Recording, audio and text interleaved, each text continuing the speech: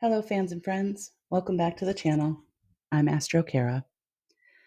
First, I'll apologize for not getting this info out to you before the Leo full moon, but just know that this energy is carrying us through the next couple weeks. And it's been pretty electric. We've had some intense solar flares recently that's adding to all this electric energy. And this week, we have a very strong Uranus, now as it's stationing direct in Taurus for the last time in this cycle. And this intense Uranus is impacting the full lineup of planets still in Aquarius. And as I'm recording this on February 3rd, the moon is conjunct the south node in Virgo. In evolutionary astrology, Uranus and Aquarius carry the same archetypal energy. And when we have a lineup like this in this particular chart, we call this repeating themes. And the moon in the south node together is bringing an added emotional charge to confronting the past. So if you've been feeling some angst or anxiety, restlessness, insomnia with a racing mind, like I have had, or the opposite, exhaustion that's requiring extra rest, or maybe you're feeling a little mischievous, or let's say a little dramatic, or even an impulse to instigate some discord. Know that this is the stimulus that's here to wake you up to something that needs to be addressed. So before I begin, I want to preface that some of my statements may sound a little sharp.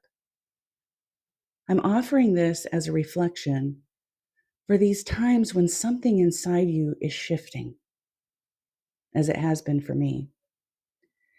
And I'm trying to stay in this space of honesty. So please just take what resonates, leave what doesn't. I'm inviting you into a more emotional space because this evolution is not comfortable. Breaking out of old patterns creates anxiety, grief, and disorientation. Now is the time for some much needed revelations. Amplified by this Uranus stationing, reality is demanding that we stop decorating our cages that no longer fit us. These revelations that are surfacing about patterns that you can no longer tolerate, habits that no longer align to your values, and recognizing places you no longer belong, because staying requires you to hide who you truly are. You know, for most of us, sensitivity hasn't simply been a personality trait. It's how we survived. We learned to read the room, to sense emotional shifts, and to anticipate needs before they were spoken. This kind of sensitivity feels everything. But here's the tension. We're moving into a season of deep listening. Not the kind where you listen to respond or to please, but the kind where you listen to the discernment of your own heart. Because at some point, sensitivity stops helping us belong and starts asking us to tell the truth. When that happens, belonging gets complicated. The full moon energy was in the Leo Aquarius polarity, and that's all about embodied individuation that lives from a centered heart.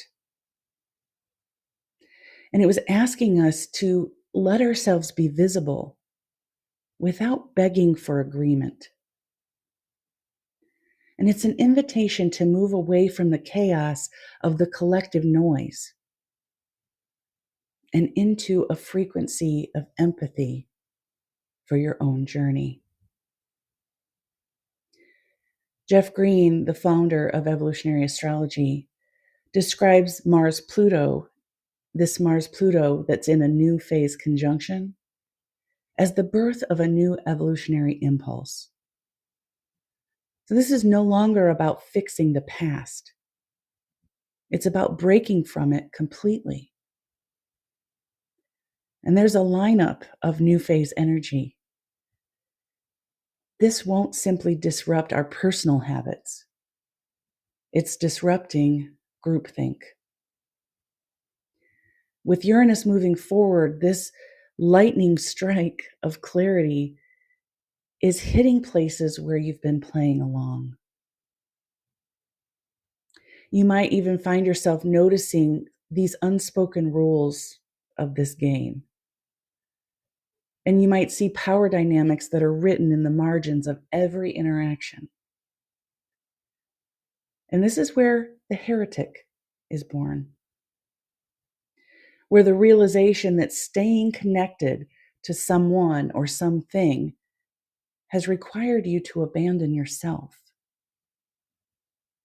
And now is the time to break out, no matter the cost. For a long time, many of us sacrificed our instincts. And as this truth breaks through, there's meant to be a pause, a retreat, to create the much needed space to pick up all these remaining pieces. And not everything needs to be processed publicly. Some of these truths need privacy, a sacred confidant within yourself, before you can find external expression. And I keep thinking about the story of Medusa, not the one told by her adversaries or those who feared her, but from her own perspective. She didn't become dangerous. She became uncontainable. And sometimes being the heretic, isn't about being rejected. It's about no longer fitting the story that the group needs to tell. And when we stop expecting to be seen, validated, or accepted by everyone, only then can we really begin to see ourselves and our own unique paths that we walk. This is where Neptune and Aries comes in.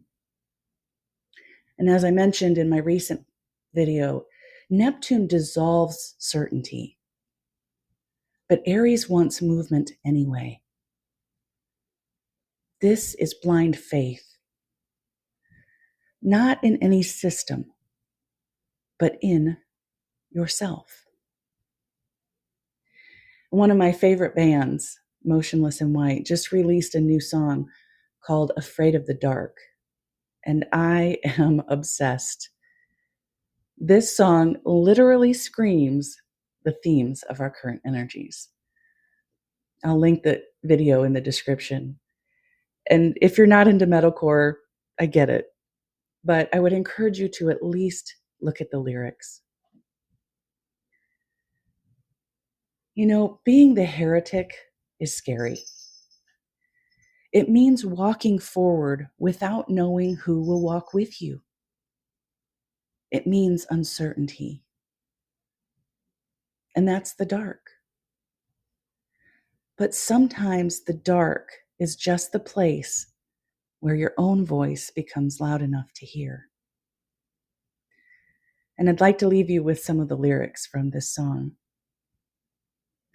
You'll never know yourself until you walk alone, with blind faith and broken bones.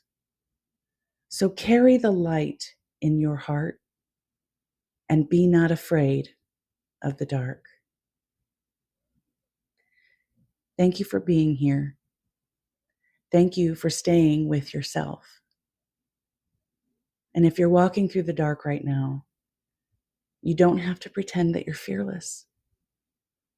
You just have to keep going. So until next time, take good care of you.